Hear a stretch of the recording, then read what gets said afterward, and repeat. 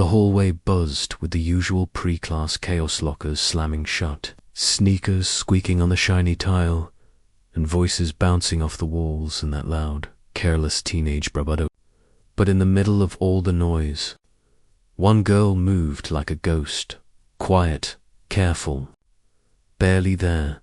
Her name was Amina, petite, soft-spoken, a high school junior with thick glasses that magnified her thoughtful eyes and a messy braid that fell over her shoulder. She carried herself with a kind of fragile stillness, the type that drew sideways glances and hushed whispers. Her books were hugged to her chest like shields, her footsteps pressed close to the wall, as if the world might notice her too much if she dared to take up space. No one really noticed her except for the teachers who knew she never missed an assignment. And of course, the bullies. Especially the bullies. This morning was supposed to be like any other. Amina slid past clusters of chatting students, aiming for chemistry class, praying to remain invisible. But she didn't get far. "Hey, freak. Where do you think you're going?" The words cut through the chaos like a knife. Rasada, self-proclaimed king of the senior class, stood there with that smirk that made everyone uneasy. Behind him, his cronies Samir and Harris loomed, grinning like predators ready to pounce. Amina froze. Her heart thudded so loudly it felt like it might burst from her chest. She didn't answer. She never did. That only made them bolder. Raza stepped forward, his shadow swallowing her small frame, and yanked her collar. "You think you can ignore me?" he growled, dragging her a step closer. Amina stumbled, books tumbling to the floor, glasses slipping down her nose. A ripple of cruel laughter rolled down the hallway, bouncing off lockers and walls. For a heartbeat, she felt like the entire school was watching her fail. Then something inside her shifted. A pause, a flicker of awareness. She lifted her gaze not with fear, not with hesitation, but with a sharp, quiet focus that could cut glass no one at school knew. Not even her teachers, that Amina had trained in Judo since she was 9. Her father, a retired army officer, had drilled her in discipline, patience, and control. And most importantly, never to strike unless it was absolutely necessary. Today, it was necessary. In one seamless motion, Amina seized Razor's wrist and twisted. He didn't have a moment to scream. A sharp, bone-tingling snap filled the air as his wrist bent the wrong way.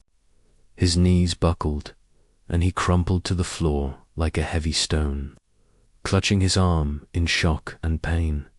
Horace lunged at her next, but she was quicker.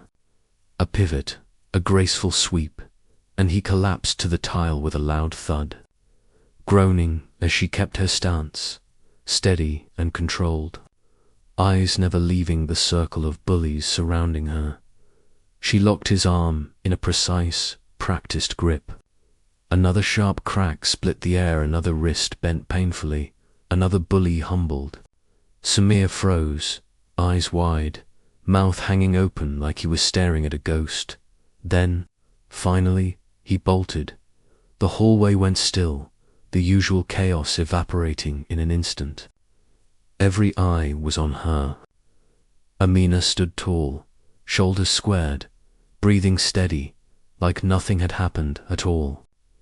No triumphant smirk, no fist raised, just calm, quiet power. Slowly, she bent down, picked up her fallen glasses, and placed them gently back on her face. Without a word, she walked toward class, as if this was just another ordinary Tuesday. By lunch, the story had exploded through the school like wildfire.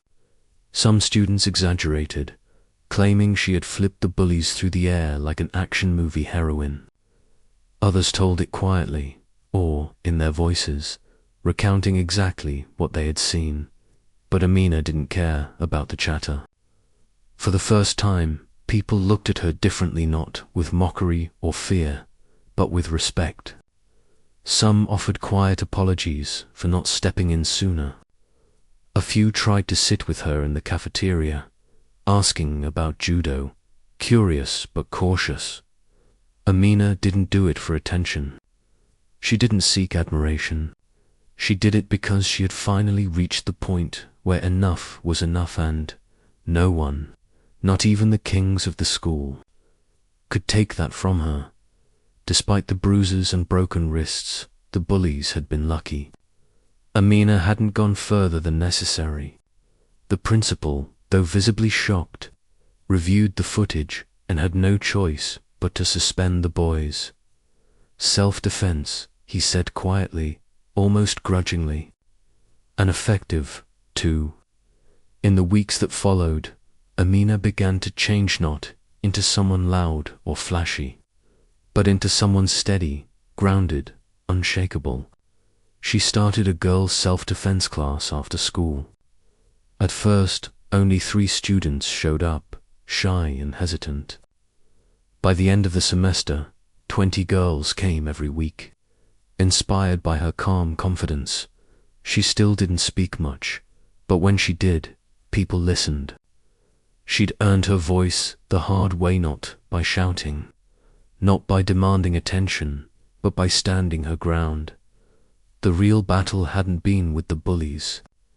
It had been with the fear inside her, years of shrinking, hiding, swallowing her anger, the terror of what might happen if she finally stood up. That day in the hallway wasn't just a display of judo. It was a breakthrough. Amina had been underestimated, overlooked, mocked.